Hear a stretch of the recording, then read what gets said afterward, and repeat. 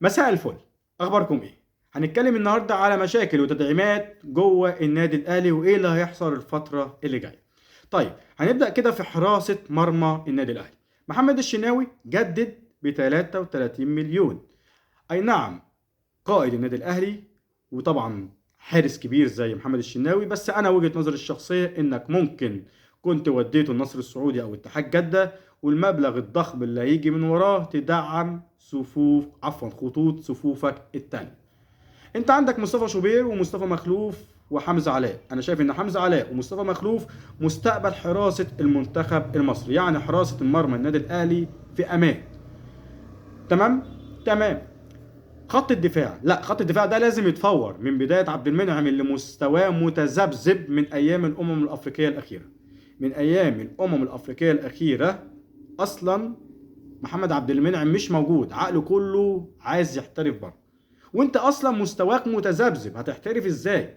خلاص، عايز تمشي امشي يا عبد المنعم. ربيعه يمشي. محمود متولي خلاص كده كده ماشي. محمد هاني يمشي. ترجع كريم فؤاد تاني مركزه الاساسي وجنب عمر كمال عبد الواحد. كريم فؤاد كان متألق ايام النجوم وانبي في المركز ده، يعني وكمان سنه صغير، جنب عمر كمال وكريم فؤاد. اكرم توفيق بالتناوب بقى، لعبه باك يمين ماشي، رجعه لمركزه ستة تاني عادي، مش هتفرق. علي معلول عايز يجدد، بس شرطه انه يجدد سنتين، والاهلي عايز يجدد سنه واحده. ماشي بسياسه ريال مدريد، بعد سن ال 30 جدد سنه بسنه. لو اللاعب تألق جدد له، ما تألقش ما تجددلوش. وعلى سبيل المثال لوكا مودريتش وتوني كروس. وكمان أزمة الدولار، الأهلي عرض عليه 800 ألف دولار وبالباقي جنيه مصري، لكن علي معلول ووكيله رفض، وجاي له عرض قطري موجود على طاولة النادي الأهلي. ماشي. يحيى عطية الله أمير توفيق خلص معاه. طبعا النادي بتاعه في بند في عقده لو نزل درجة تانية هيمشي مجانا الموسم الجديد، وطبعا هو ناديه أصلا آخر الترتيب، يعني خلاص هيكون مجاني الموسم القادم. وأمير توفيق استغل النقطة دي في يحيى عطية الله. والله أنا ضد فكرة إن يحيى عطية الله هيكون موجود في النادي الأهلي. أولا أنت بتنزل معدل الأعمار، اللاعب عنده 29 سنة. أنا شايف إن محمد حمدي لاعب ام بي احسن منه بكتير، لكن المهندس ايمن الشريعي صرح وقال ان اللاعب هيحترف في نادي في روسيا. وطبعا المهندس ايمن الشريعي مش هيدي لك لاعب من انبي. والله دي وجهة نظري الشخصية. محمد شكري احتمال ممكن ما يلعبش، واحتمال يروح اعارة. طبعا الاهلي استغل بند في عقده ان هو هيجي بعد سنة ب 8 مليون، عشان الزمالك عرض على سيراميكا كليوباترا 30 مليون. وطبعا الاهلي مش هينفع يودي محمد شكري لنادي الزمالك. طبعا استغل البند ده وهيجيبه، وممكن يوديه نادي في الدوري المصري الموسم القادم. ده خط الدفاع. خط الوسط، انت عندك مروان عطية، اليو ديانج ماشي، بيرستاو ماشي، حلو. محمد علي بن رمضان وقع رغبة انتقال للنادي الأهلي، واحتمال هيجي النادي الأهلي ب 3 مليون دولار. صفقة ممتازة، صفقة سوبر. وأي نعم محمد علي بن رمضان مش بيلعب مع نادي المجري وموجود قاعد دكة على طول. وطبعا أمير توفيق استغل برضو النقطة دي وهيكون موجود جوه النادي الأهلي. محمد ع... عفوا محمد علي بن رمضان، مصطفى اشرف خليفه حسام غالي هيكون موجود في جوه النادي الاهلي. عندك مروان عطيه، عندك امام عاشور. طبعا عمرو السوليه احتمال يمشي، كريم ندفيد هيمشي.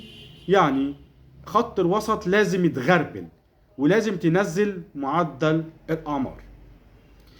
خط الهجوم، هنتكلم على خط الهجوم. موديست هيمشي، حسين الشحات موجود جوه النادي الاهلي. بيرسي تاو زي ما قلت لكم ماشي، جاي له عرض قطري وجاي له عرض من الشباب السعودي. حلو. حلو. طيب وسام ابو علي كده كده هيكون موجود، وهو اصلا ضمن لاعب محلي، يعني مش هيحتسب معاك لاعب اجنبي، يعني هو موجود معاك محلي. والله انا شايف وجهة نظري برضو الشخصية ان انا مش محتاج مهاجم اجنبي. هتقول لي ليه؟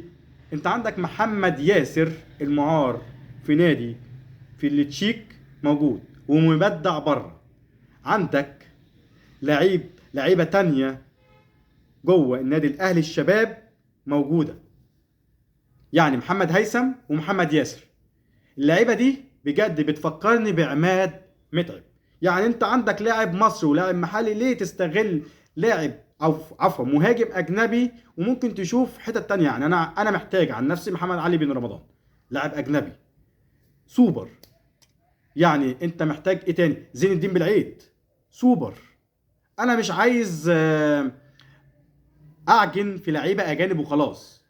انا شايف ان انت محتاج لعيبه معينه، لعيب بشخصيه النادي الاهلي. زين الدين بالعيد مخلوق يكون موجود في النادي الاهلي، شخصيه الاهلي. محمد علي بن رمضان مخلوق يكون جوه النادي الاهلي، جوه جدران النادي الاهلي. انا مش شايف مهاجم كويس. الناس اللي بتقول لك محمد كوناتي، والله انا شايف عقليته ماديه بحت. اي نادي بيروح له بيخلص عقده ويمشي فري. لا لا لا، انا شايفه، انا على فكره وجهه نظري الشخصيه برضه، انا شايفه ان هو ما ينفعش يكون جوه النادي الاهلي. انا شايف ان في لعيبه تانية اصغر منه سنا واحسن منه كمصريين، محمد هيثم ومحمد ياسر. انا شايف كده جنب وسام ابو علي. موديست يمشي، بيرسي تاو يمشي. انا اصلا كنت ضد فكره ان هو يجدد من سنتين بعد ما تألق الموسم اللي فات. انا كنت شايفه انك تستثمر فيه وتوديني السعوديه، يعني تستثمر فيه بمبلغ ضخم، تعرف تظبط الصفوف بتاعتك. غير ال 50 مليون دولار اللي اصلا جاي لك من الفيفا، انك اصلا داخل على كاس العالم 2025، انك لازم تدعم صفوفك وتنزل معدل الاعمار مش تعليها. يعني انا شايف موديست اصلا يمشي. بيرسي تاو داخل على 32 سنه، هتقعده ليه وقاعد يعني مصاب؟ يعني انا انك تستثمر فيه السنه اللي فاتت، والله كل الدعم طبعا للنادي الاهلي، بس دي وجهه نظري الشخصيه. والله دي الكواليس اللي جوه النادي الاهلي، ودي وجهه نظري الشخصيه.